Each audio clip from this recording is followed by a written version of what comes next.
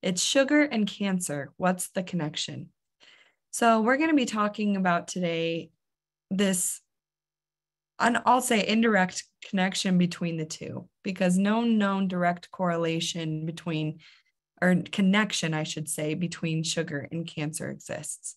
There's still so many questions left to be answered in this field, but to help us identify what we can do or clarify some things is Joan Elizondo, and I'm so excited to have her present to you. It's my pleasure to introduce her to you. She is a registered dietitian with the board-certified specialty in oncology nutrition, working at the Huntsman Cancer Institute in Salt Lake City. She completed her internship in dietetics at Stephen F. Austin State University in Texas. Joan is originally from Texas, but also had the privilege of living and working in Chicago, New Orleans, and now Salt Lake City. Joan is passionate about helping individuals obtain their nutrition goals. Joan's other passions include dancing, being outdoors, and playing with her young boys. Joan, thank you for all the preparation you've done for this, and I really look forward to your presentation. Well, guys, thank you so much, and welcome. I would say welcome to Utah. It's beautiful. Sorry, I don't have a picture of the mountains. But I'm really excited today. Thank you so much for having me. I appreciate it. And hopefully this will clear up some of your questions. And of course, I'll be open to questions after. So let's get started here. And of course, the technical difficulties here, but let me share my screen with you. Okay, and then let me put it in slideshow mode. Maybe not. Okay, I apologize. Oh Lord, see, technical difficulties. I'm so sorry. Okay. You're okay. Here we go. All right, so as Audrey mentioned, sugar and cancer, what is the connection? So let's get started.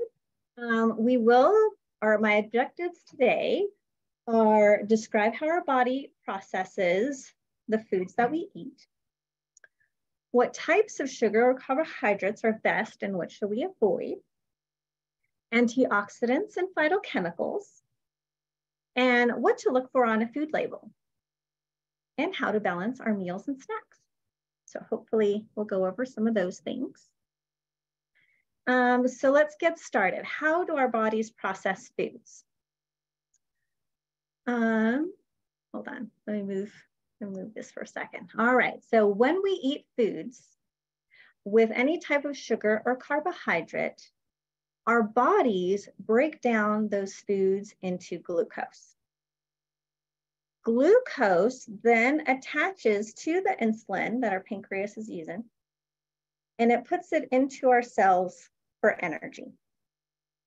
And then if you have any extra energy, that gets stored for later. Now, all cells use glucose, even cancer cells, but that doesn't mean that sugar makes your cancer spread or grow. Also, if you do not consume any sugar, any carbohydrate at all, your body will still make glucose from other sources like protein and fat. So you can't starve a cancer cell, or it will also starve you and your healthy cells. Now, moving on a little bit, research has shown that eating the added sugars are kind of what we need to watch out for, since those calories lead to weight gain, and those added pounds, or those add pounds to your waistline, which leads to obesity. And we know that being obese increases your chances of several different types of cancer. These are just a few: breast, esophageal, stomach, kidney, ovarian. And also, obesity increases your chances of getting diabetes and heart disease. So we do want to concentrate on eating healthy to keep our immune systems nice and strong and our bodies as healthy as possible. So what should I eat? We want to concentrate on complex carbohydrates. And a complex carbohydrate includes fruits, vegetables, whole grains, beans, legumes, lentils. And so here are some fruit examples: berries, apples, grapes, citrus fruits, melon, kiwi, mango, pineapple, peaches, pears, plums. Look at that color, beautiful. We want to get all the colors of the rainbow every day.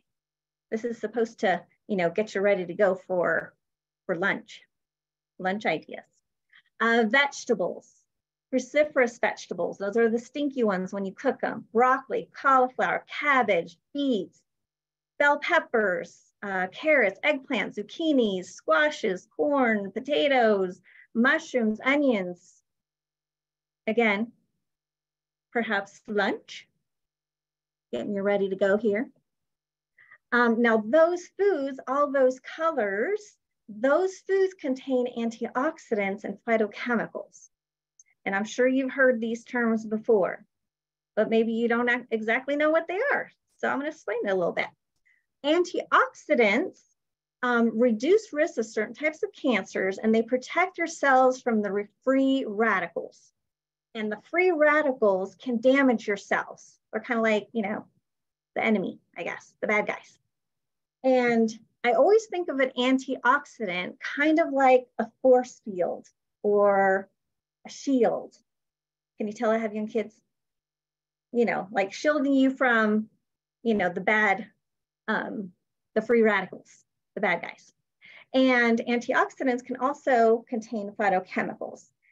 Now, a phytochemical are compounds in plants that protect your immune system. They can reduce inflammation and slow cancer growth. They're also called, plant chemicals. Phyto means plant. And there's actually like 10,000 different types of phytochemicals. Sometimes there's 10,000 like one food. So they're still studying and researching and trying to figure out like which phytochemical is the best for, our bodies, but pretty much we always want to get a variety. Now let's talk a little bit about antioxidants. So an antioxidant, here's a few. Selenium, that would be found in nuts, some of your meats, seafood, eggs, whole grains, legumes.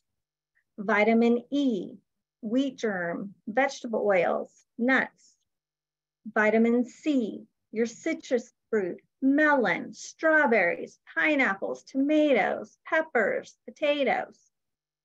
Carotenoids like lycopene and lutein, which are also phytochemicals. Tomatoes, pink grapefruit, watermelon, spinach, collard greens. Vitamin A, which are found in your greens, squash, carrots, pumpkins, red peppers, sweet potatoes, apricots, cantaloupe, mango, papaya, peaches.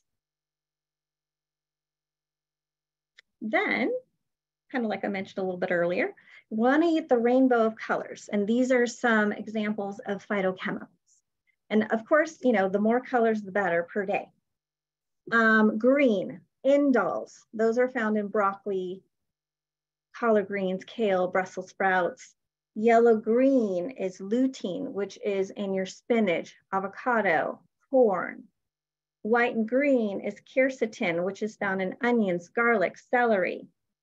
Orange, beta-carotene, sweet potatoes, carrots, apricots. The orange yellowish color is beta tridosanthanin. Don't tell me to say that 3 times. Nectarines, orange, pineapple. Red, lycopene, that's in cherries, tomatoes, watermelon, pink grapefruit.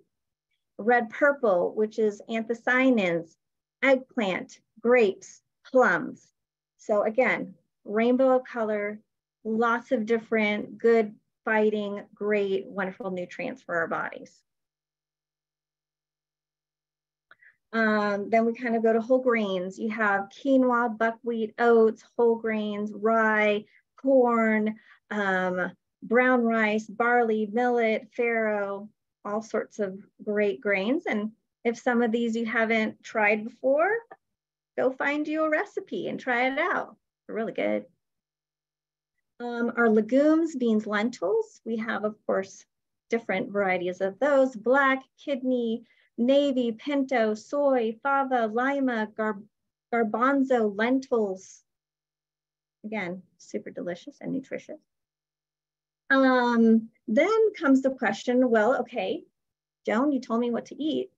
What should I kind of avoid here? So we would want to avoid simple sugars: table sugar, sugar sweetened beverages, candy, desserts, white flours, excuse me.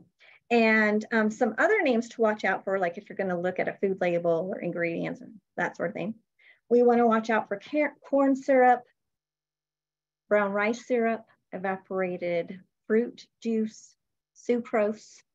Those are some things to kind of watch out for there. And we do want to think about, of course, in general, limiting added sugars. So for women, we don't want more than 6 teaspoons per day, or that would be equivalent to about 25 grams of sugar. Like if you're looking at a food label, it's usually in grams, or about 100 calories.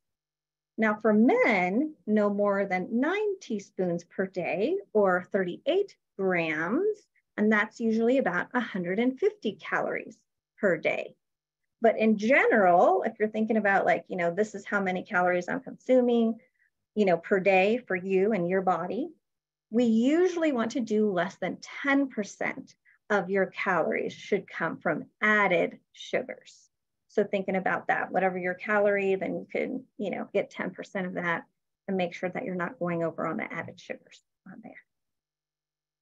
Now, when we're reading a food label, on the ingredient list, we want to watch out for corn syrup or high fructose corn syrup, dextrose, fructose, fruit juice concentrate, glucose, evaporated cane sugar.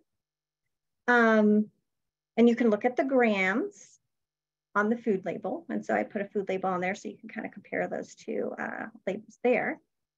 You know, one label has like, you know, 1 gram of sugar, but this other one over here with the red circle, you know, it says includes 10 grams of added sugar. And then of course you can look at the ingredients. And sometimes it's really eye-opening to look at the, you know, food label to see like, whoa, there's like 3 of the ingredients that you just told me right there. And some examples of those foods that do usually have added sugars would be granola bars, yogurt, sometimes pasta sauces, salad dressings, cereals, the instant oatmeals, ketchup, like those types of things kind of have those, I don't know, I would call it maybe sneaky sugars, hidden sugars. So you really have to look at the food label and look at that.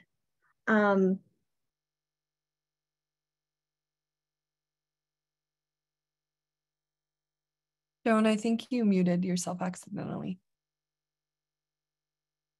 I think if you hit your space, yeah, there we go. Okay, I'm sorry. No, you're good. Okay, I'll start with this slide. Is that okay? Is that when Yes, I about muted myself? Okay. Yeah, that's exactly where you muted. Sorry, audience. I apologize. So people ask me, well, what about these sugars? You know, what about honey? What about maple syrup? What about molasses? What do you think about those? Well, they do have some healthy properties. Honey, lots of antioxidants. It can help with, you know, seasonal allergies. Like if you move, you know, somewhere new and they say get the local honey to help with those allergies. Maple syrup, of course, has some polyphenols, has potassium, copper, calcium. Molasses has some potassium, magnesium, iron. But really, at the end of the day, we still need to limit these foods since they will add extra calories to your total calorie intake for the day. So we have to kind of think of, you know, overall picture. Now, choose a balanced diet. that will help keep your blood sugar levels or your blood sugar more level and fuel your bodies more effectively. Also kind of like help with that satiety. Like if you eat, a combination or a little bit of all the food groups, it's going to kind of sustain you for longer. So we want to think about that. And this is just kind of like, okay, what would, a lunch and dinner look like or something like that. Now, this is called New American Plate Model. So let's say typical American diet, I would almost say like the meat is the feature, right? It's, like it's chicken with this or steak with that. So in this plate, we have steak, peas, and mashed potatoes.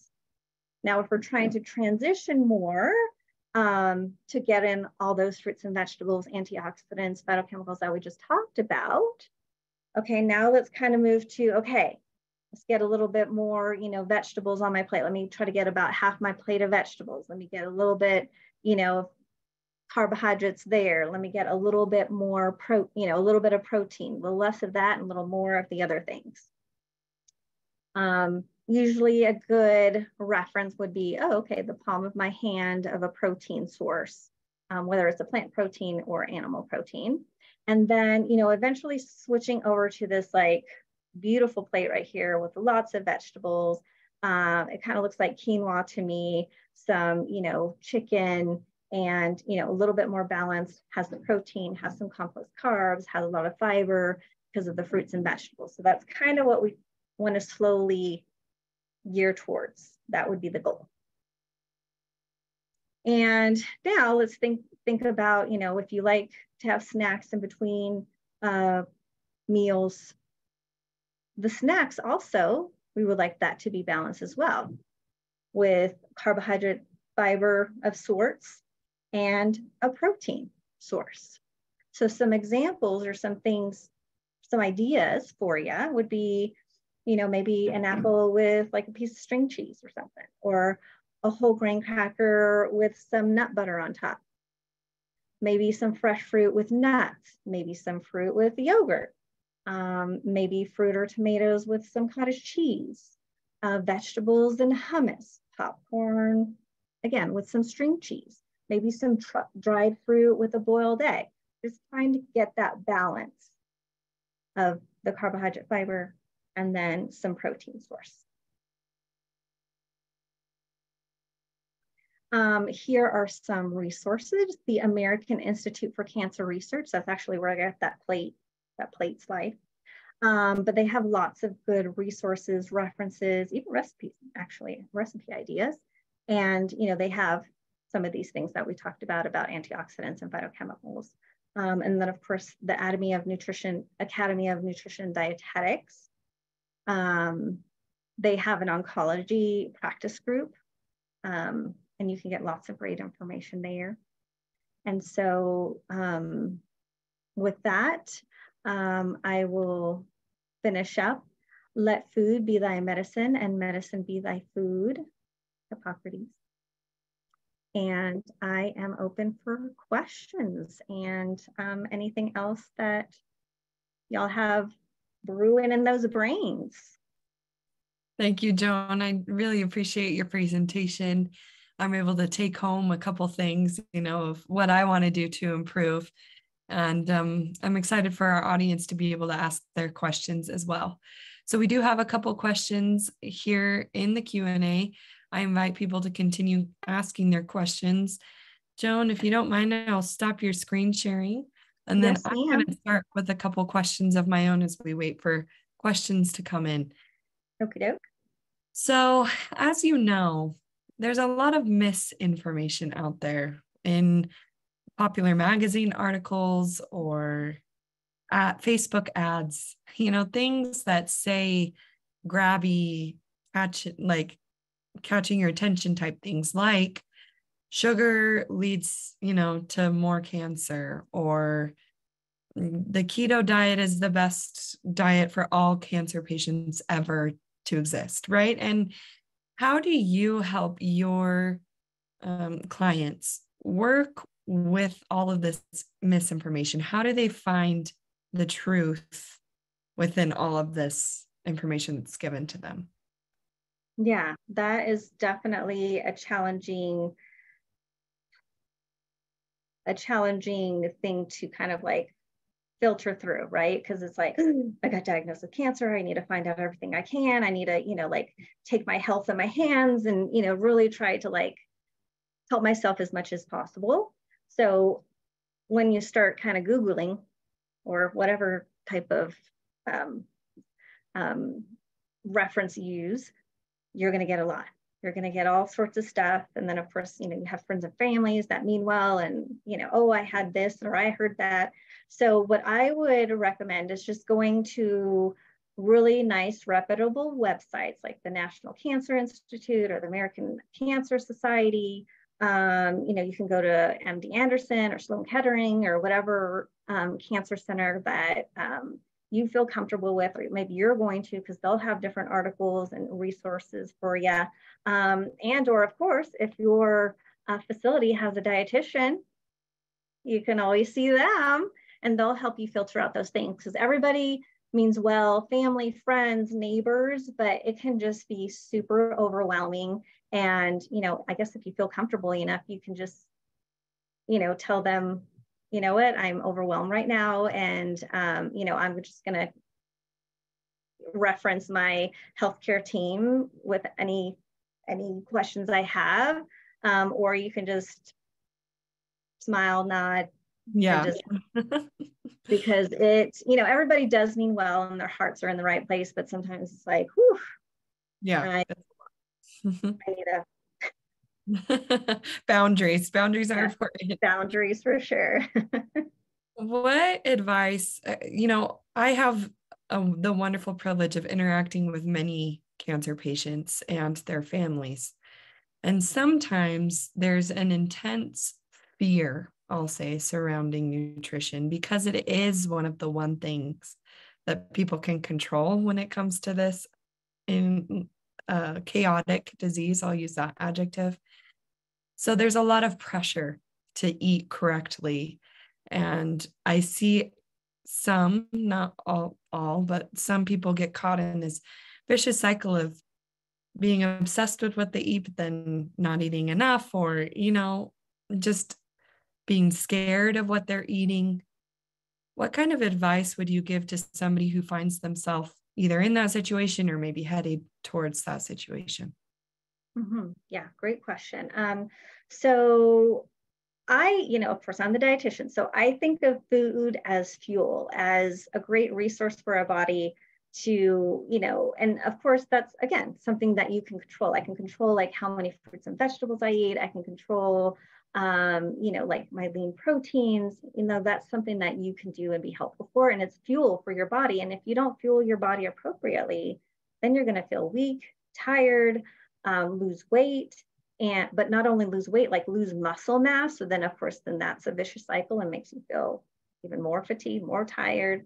So we really want to think about like food is our fuel. It's our thing that's going to help keep us going, make us feel great. And of course, like we talked about, antioxidants, phytochemicals, it has these like protective properties, my force field, to help me through those times. And we also know that if you don't fuel your body appropriately, if you're not strong, then you won't be able to continue your treatment, or maybe they'll put it on hold, or maybe they'll decrease the dose, or maybe you won't be able to continue your maintenance drug.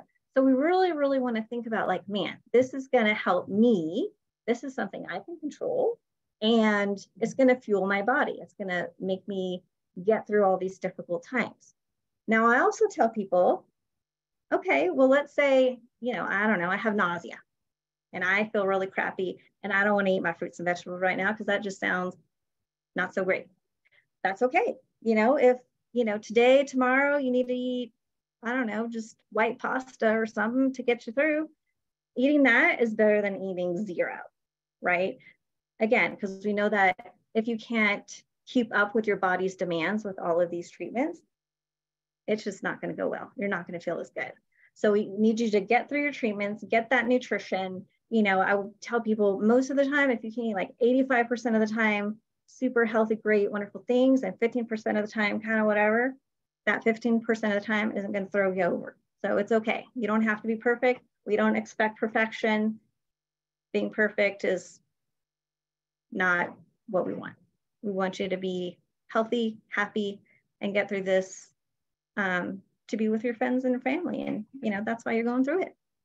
Yeah, I love that. And that approach is something that we actually talked about before this webinar started, that culture and food are so closely related, and that keeping your culture in your family in your life. And I'm not saying, we can use unhealthy food as an excuse, like, oh, it's my culture, I can just eat whatever I want, right? But at the same time, you don't want to limit your relationships or guilt yourself for enjoying, like we were mentioning, a weekend barbecue or something with your family, So I Right. just appreciate that insight you gave. Well, we Yeah. have a lot of great questions, and I'm really excited to get to them. We're going to start with Nigel's question because I think it's important to distinguish what types of sugars we're talking about, because I think the English word for sugar, it's actually, we can break it down different ways, right? So he says, you mentioned to limit sugar intake, but the body produces sugar anyway. So what is worse about sugar intake than sugar produced by the body? So the sugar that we consume, or the sugar that I was talking about, like the added sugars, are things that we're adding to our foods, right? Like, oh, for example, some people, it's like, oh, I'm eating Cheerios, but then they add, 3 tablespoons of sugar into it. So then, for them, it tastes better.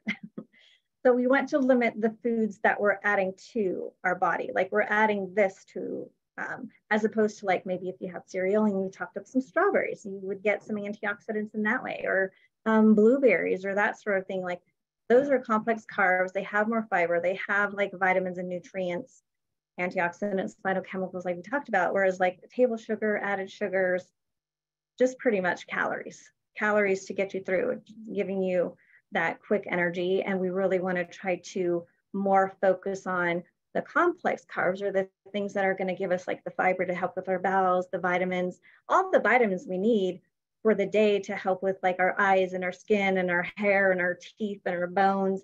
Like we need all of those vitamins. Those are like essential for us to keep going.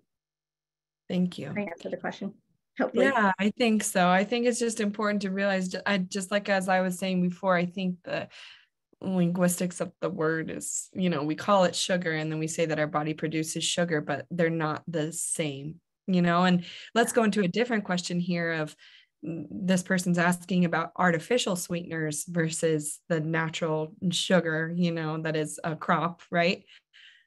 Are artificial sweeteners worse for you than sugar? I mean, where do we rank them? Where, it's hard. It's hard to decide. Yeah, so artificial sweeteners, at least in the current research, has not been shown to increase cancer risk. Of course, everything that we eat, we want to do in moderation. Anything, right? Like if you eat too many carrots, you're going to turn orange, right? So we want to try to like limit and moderate as much as possible. Now, obviously, some people, let's say diabetic, if there's only a certain amount of carbohydrates they can have at each meal. So we really want to try to limit that. Or maybe like, oh, I just want my tea a little sweet, let me throw some Equal in there or something of that nature. Like that's okay, like a packet of Equal, or I don't know, Splenda, or stevia, or agave nectar, like all of those are fine. It's just, again, like moderation. Would I want you to have like, I don't know, 2 liters of diet soda a day? Well, no, that's not healthy for you. So just kind of moderate, and you have to, and it's, again, like everybody's individual. So that's something that you might need to talk to your doctor or dietitian, like how much is appropriate for you. Also, like kidney function and all sorts of other stuff happening in there. Like we need to make sure that we're doing right for you. This is just like a general answer to your question, but in general, it's safe, it's okay, as long as like anything else, you don't overdo it. Yeah, I think that's a great point. I see, questions here. What about high sugar desserts and things like that? And it's good questions. And we are trying to control, what's going into our bodies. But in the end, I think you're completely right that it's about moderation and being careful when it comes to that. Mm-hmm. Now, if it's like your favorite dessert, you go for it. Okay. It's like I don't know, Aunt Matilda brought her like infamous whatever, I'd probably eat a bite, maybe two. Yeah. But really also to kind of speak of that, like, let's say you do want dessert tonight. Maybe not every night, of course, but I want you to like really enjoy that, right? Like mindfully eat it. Like it's really that first bite that's like the best, right? Like, ooh, it's like creamy, it's smooth, it's tart, it's sweet, whatever those, tastes are. I really want you to enjoy it and, think about like all the flavors and all the, like everything that goes along with eating, right? Like smelling, tasting, all the sounds around you. Like, I really want you to just enjoy it. There's no guilt. It's, like I said, you're eating super healthy and you feel like eating Aunt Matilda's dessert, well, you do it. Yeah. Yeah. Great point. Giselle's wondering, you mentioned, molasses and other sugar substitutes that people can use. Monk fruit is becoming more popular. Is that considered a relatively safe sugar substitute, if I can speak? Yeah, that would be okay too. That's kind of like in that same category. So again, you don't want to like overdo it, but you can definitely, sweeten your foods with that. Some people, let's say like for a sweetener, they might, puree some, prunes or something like that to make it sweet as opposed to using sugar and, like just trying to use healthier versions of things. But in the end, we really need to make sure that we're not overdoing our calories for the day. Because again, we don't want to have that weight gain, which obviously is going to just in general be harder on our body, but increases our chances of getting those disease states like the diabetes and the heart disease and those different types of cancer. Because unfortunately, just because you've been diagnosed with one type of cancer doesn't mean you can't get another type. You're safe from another, yeah. Very true. Cindy's wondering with those limited added sugars. So for women, again, it was no more than 6 teaspoons per day or 25 grams. And then with men, it was no more than 9 teaspoons per day, 38 grams. Does that matter based on how much you weigh, or is that just the general recommendation? So that's a general recommendation because in general, most women, need less calories than men in general. Not all the time, but just in general, right? But it also depends, like height, weight, age, how active are you? There's lots of different factors. So that's just like in general, because most women, like if you average women, they weigh about this much, that they need, like 15 to 1800 calories, and men need, like about 2000 calories. So they get a little bit more because they need a little bit more calories. But really in general, like, it's really just based on, that's why I put at the bottom, like the 10%, because let's say maybe you're doing a little less, or maybe you need 3000 calories because you're, hiking and biking or training for triathlon or something, so then of course you can increase that, added sugar. You don't have to, but you have a little bit more leeway as opposed to, right. But it's mostly just based on weight. Yeah. Again, a generalization. A general. Mm-hmm. Mm-hmm. Let's talk a little bit more about antioxidants. So, question here, having been told not to drink green tea with Revlimid or lenalidomide because it's full of antioxidants and Revlimid is an oxidant. So, what about all the other foods that have antioxidant properties? So we know that, and of course, again, it's like your specific situation. So of course you can always ask, but usually food things are safe to take with chemotherapies, radiations, whatever other treatments, immunotherapies, that sort of thing. Now, sometimes like green tea, turmeric, like some of those high antioxidant foods, sometimes they go in the same pathway as those drugs do. So we're still not sure, but some of them like make you absorb it more. Some of them decrease the absorption, but your doctor wants you to have like, let's say 10 milligrams or whatever it is, right? And so if you have some of these foods that are in the same pathway, what if you get 12? What if you get 8? Like, I want you to have 10, right? Or your doctor wants you to have 10. So you have to kind of think about that. But in general, like food things, like let's say, okay, I'm going to eat a couple of, oh, did I mess something up? I think I did. No. Oh, okay. I don't know. Yeah. I did. Oh gosh. Okay, I can't. Oh, there you go. Okay. Okay, good. I was gonna say we can I still was like, see I don't you. know where you went, everybody. But anyways, they want you to have a specific dose, and sometimes those, for example, like green tea or some of those other antioxidants, they kind of like interfere with that. So that might be a concern on that, or maybe they've found in that study that it interacts, just kind of like sometimes it's like you can't have grapefruit with some of your, like hypertension drugs and cholesterol drugs and stuff like that. Kind of like the same premise. It might interact with the absorption, but food in general, it's safe. Yeah, thank you for that. I've actually never, and of course, I don't know everything. I'm not saying that I do. I usually hear the Velcade in the green tea with bortezomib is what it's called. So I think it's just a good idea, a good practice, as Joan was kind of saying, just let's make sure that we talk to our doctors about what we're eating and drinking, and then we can be more aware. And I appreciate the distinction between food absorption versus maybe drink or high supplement absorption. So, in addition to that, do you know if there's any study showing benefits for cancer patients taking I don't know how to pronounce these, Revestra. Okay, you might have to look for them. Yes, thank you. Supplements. Mm-hmm. Yeah, so resveratrols, they're found in like wine, and like, like grapes and such, like red grapes, especially, like really dark red thing, like cherries and stuff like that. So, I mean, there are good research, and dependent on of course, the type of cancer, right? They have shown like, oh, okay, like for example, prostate cancer, really good research on resveratrol and prostate cancer. Consuming with foods. Sometimes, of course, like when you start getting into the supplement realm, of course, they're not FDA approved. You can get, like there's the USP, the US Pharmacopoeia, they can have like a stamp on it. So at least you know what it says it has in that supplement, but it's not really regulated. So we're just kind of hoping that, it says what it has in there, but we're not really sure unless it has that stamp.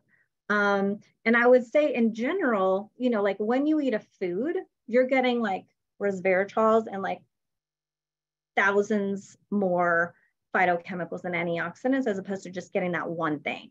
So, and I guess research is, trying to figure out like, is it the resveratrol or is it that combination that's really helping, Yeah. Is it the pomegranate that has the resveratrol, or is it like the 10,000 other things that's in there complementing the resveratrol that's kind of helping?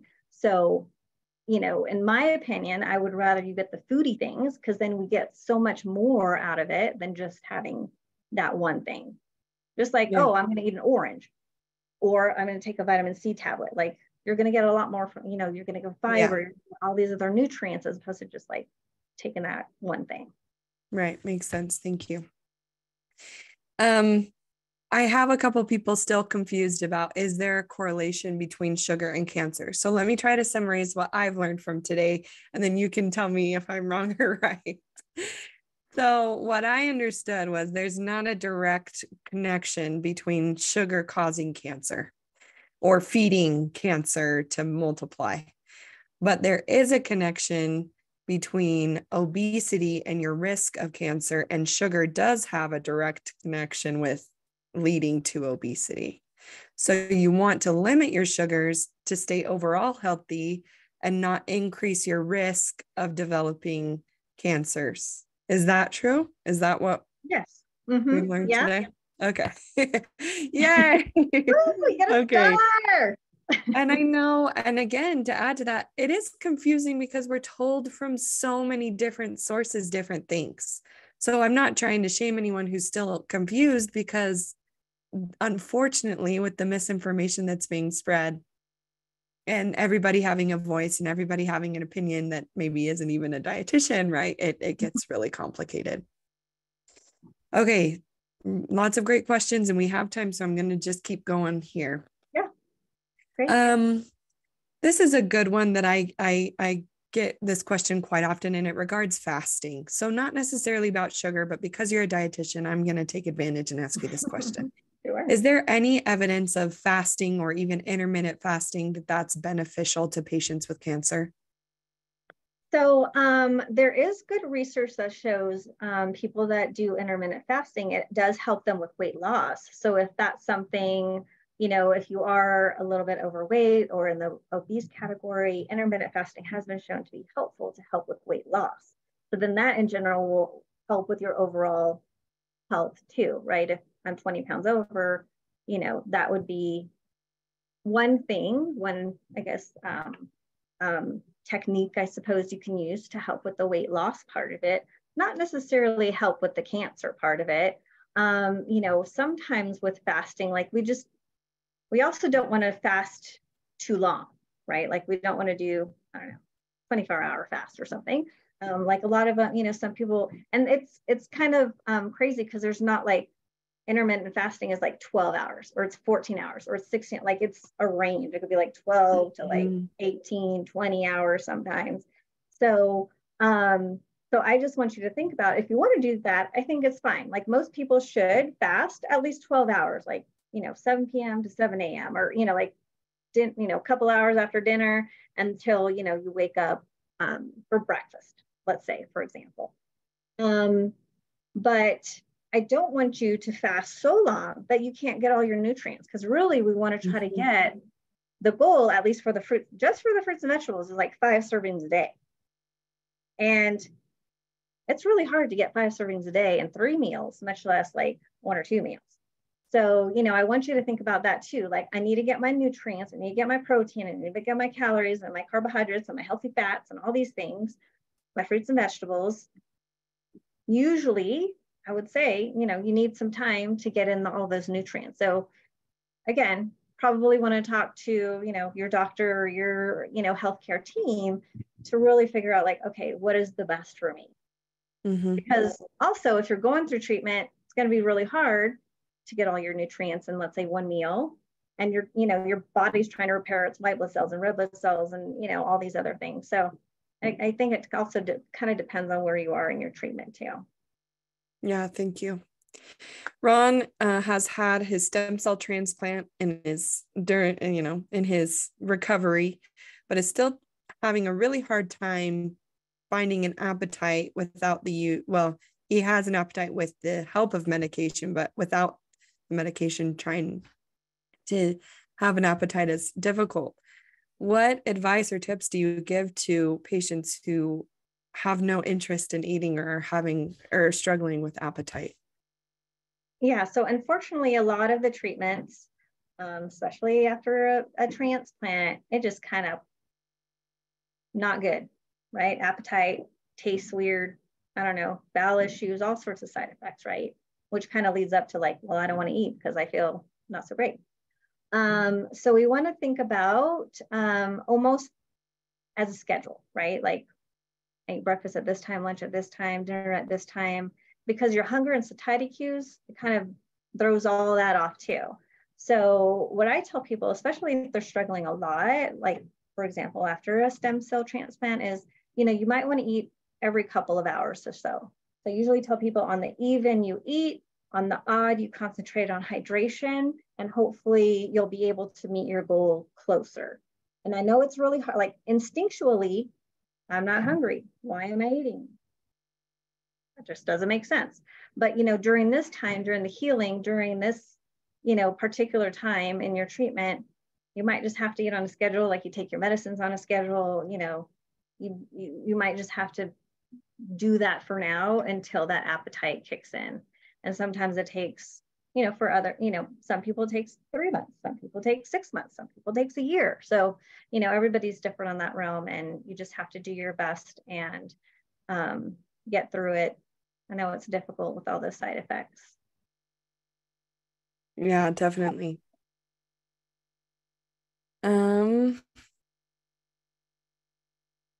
Let's see.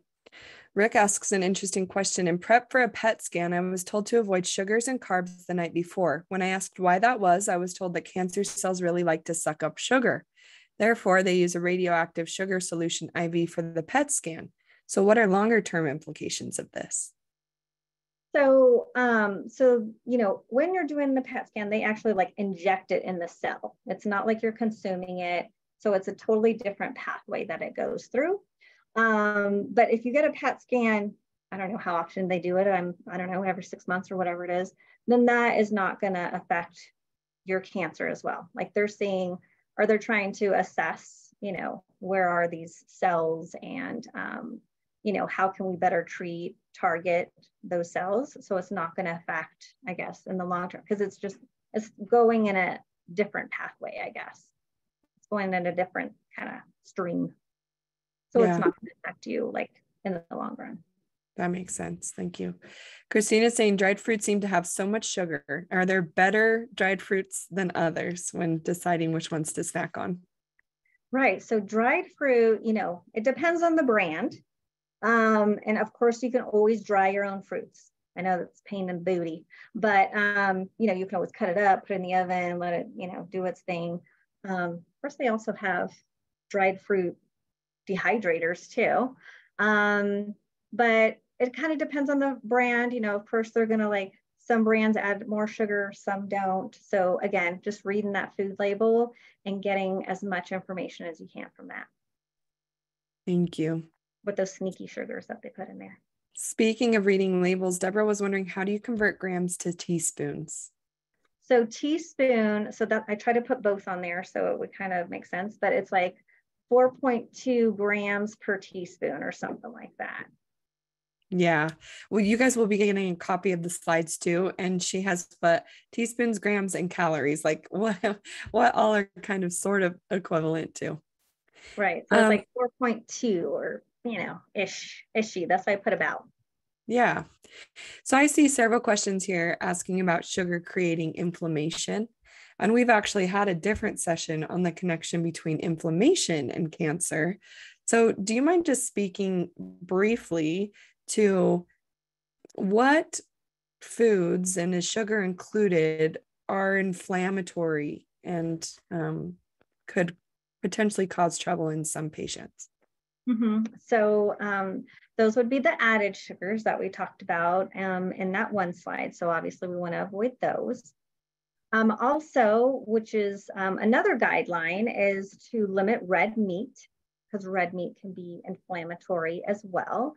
So we want to do more of chicken, turkey, fish type of, and of course your plant proteins.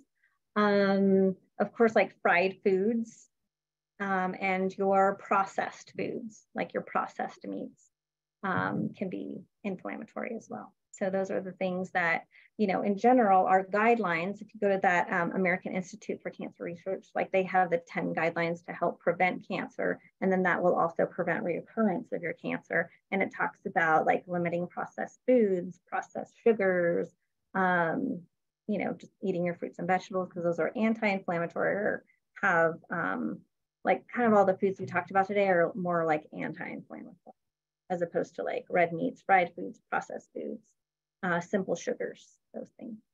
Is corn considered inflammatory? Corn is a complex carbohydrate, so no. Okay, thank you. Donna asks a good question about your thoughts. You recommended a lot of fruits and vegetables. What about putting those in kind of like a smoothie? Does it still give you the same nutritional benefit versus dinner plate? Right. Yeah. Good question. So in a smoothie form, obviously it's almost like it chews it up for you. So you don't have to do that part. So sometimes when we have patients that are, let's say they have mouth sores or something, maybe they can do a smoothie, of course, non-acidic, fruits, vegetables, that sort of thing. Have a straw just to bypass all those mouth sores and such. Or maybe they have they don't have very good teeth, or maybe their teeth are sensitive, or whatever, have mouth issues going on.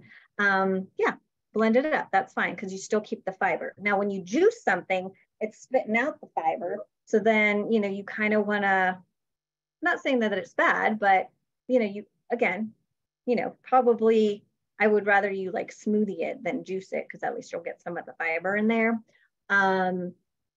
But in a smoothie, still have the fiber, still get the antioxidants, biochemicals, all those nutrients.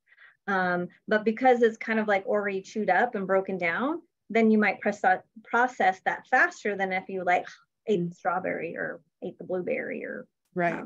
whatever the case may be. So, if you're thinking about using it for maybe weight loss or something like that, yeah, it can make me feel full. Just make sure you have like protein and some fat in there. And again, just keep it balanced because it'll last longer, sustain longer. But, eating those fruits and vegetables, that like the chewing, most people don't chew the 25, 30 times that we need to. It's like, 5 and it goes down. So you want to think about that too, right? Like, okay, I'm chewing the food, I'm enjoying the food, but smoothies are fine too. You can do that as well. Yeah. Yeah. And I love your reminder throughout the presentation of mindful eating. I appreciate it. Now, I have a person here who is upset with themselves because when they heard about their diagnosis, they said, oh, I'm going to be sugar free, but has now introduced sugar back into their lives, has gained the weight back, and is just feeling down.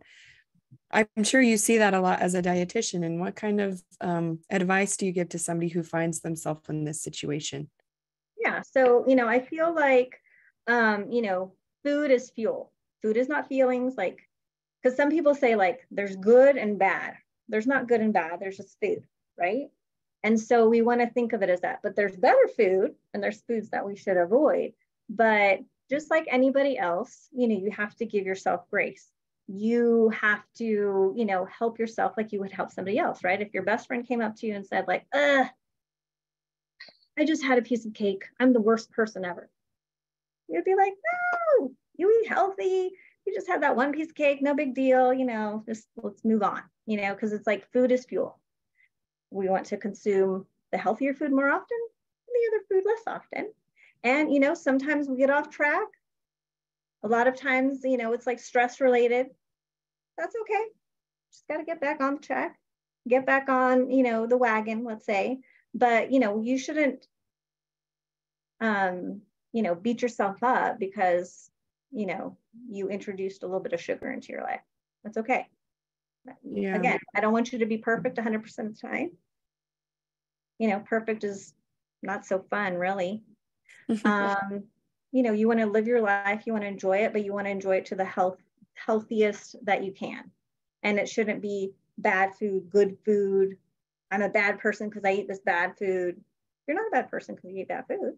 You just ate that food. No big deal. Let's move on. Next meal. Taking the stigma out of it, kind of. Yeah. And concentrating on what you're doing great in your diet, what's fueling you. Yeah. I love it. Because a lot of times we like always, I don't know, humans in general, like we concentrate on the negative thing, right? Like you might have done like 20 great things, but you're like, I didn't do that one thing. Mm-hmm. But you did these 10 great things. Don't forget about them. It's okay. That's what I call well balanced. Live our life and enjoy it. Yeah. Yeah. Balance. Yeah. Yes. Love it. So Dawn asks a great question here, talking about serving sizes. Is there like this is exactly what a serving size is when it comes to fruits and vegetables and things like that? Yes. So a fruit and vegetable serving, that would be about 1 cup if it's raw. So 1 cup of salad, 1 cup of strawberries ish. It also depends on the fruit, but let's just generalize, make it easy. 1 cup raw. Half a cup if it's something cooked. So let's say like half a cup of, I cooked some green beans or something, or half a cup of applesauce, maybe something like that, and then if it's a juiced fruit or vegetable, also 4 ounces or half a cup would be a serving. So again, we want to try to get 5 servings a day. That would be the ultimate goal if we can do that. And then if we can get all the colors of the rainbow, that would also be awesome too. Ideal. I love it. Jose asked a good question here. Alcohol has sugar. So what's the right amount you can drink before causing issues for your cancer? And that's a good, I get asked a lot about the relationship between alcohol and cancer. Right. So it also depends on the type of cancer. But again, generally speaking, women, 1 drink per day, 1 alcoholic beverage per day is the limit. And for men, 2 alcoholic beverages per day. That's just because women don't process, or their livers don't process it as well as men's. But it also doesn't mean that you can hold off until Friday or whatever, and then, oh, I can have my, I don't know, 10 drinks or whatever. So you can only have like one day or two a day. Right.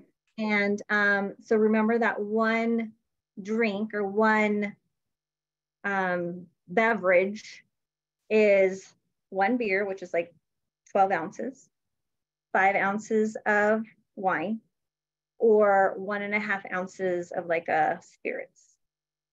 So that is, a portion or one serving. Yeah. We got a lot of great questions here. We're running low on time, so I'll just ask you 2 more.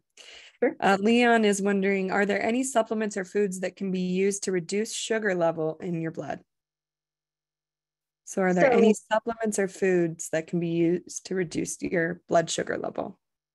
Not necessarily. Really, it's like limiting portions, so when you limit your portion of, I don't know, like an apple or your whole grains, you want to limit the portions. So obviously then that would limit or it will help your blood sugars. So let's say, like breakfast, lunch, dinner, you have about, this many grams of carbohydrate or this many portions, 2 or 3 portions at a meal, then that will help your sugar levels. There are some supplements out there, but again, like the supplements, are they going to interact with your treatment? Or maybe they're hard on your kidney or liver, and your kidney and liver aren't like functioning very well. So I would say that I would probably, like, if you have a supplement in mind, then I would probably ask the doctor or the pharmacist their feelings on that for you and your body, and your labs, what they're looking like. Yeah, thank you. The last question here doesn't have to do with sugar, but I thought it was an important one because, again, it's a commonly asked question that I get. Myeloma presents with high protein sometimes in the blood and in the urine. This is specifically an M protein, but does your diet protein affect that protein that might exist in the blood or in the urine? Does that make sense? I think so. So I guess not necessarily, but, of course we always want to have a certain amount of protein. There's always going to be like too much or too little, right? Like we always want to have that like sweet spot. And if you have a dietitian or a practitioner or something that is a little bit more knowledgeable in nutrition, then they can give you the specific grams. Like you need like this to this many grams of protein per day to like maintain your protein levels and your muscle mass. But then, you don't want to go lower than that, because then you'll lose like, or your protein levels might look lower, or your protein levels, like we need them to be up or down or whatever the situation is. So I guess it's kind of dependent on the person, like how many grams of protein you should have, but not necessarily affect maybe that specific protein. But like another lab would be like your total protein and albumin, and they do like pre-albumins and other more nutrition related labs, but not necessarily that specific one. Yeah, I would, or at least to my knowledge. No, I think you're right. And it's, like I said, very commonly asked question, right? Because they hear M protein. And even in the beginning, I was wondering like, oh, does that have to do with protein that you eat? And and what the amount of protein that you eat does not influence like how much cancer will be detected as through your M protein. So I just want to give everybody kind of that peace of mind. Again, excellent questions here. I really appreciate everybody's participation. And Joan, thank you so much for your presentation. Do you have any closing statements you'd like to make before we finish up for today? I just want to thank everybody again. And of course, these are just general questions. Everybody's different and unique and has their own journey to go through. So I totally get that.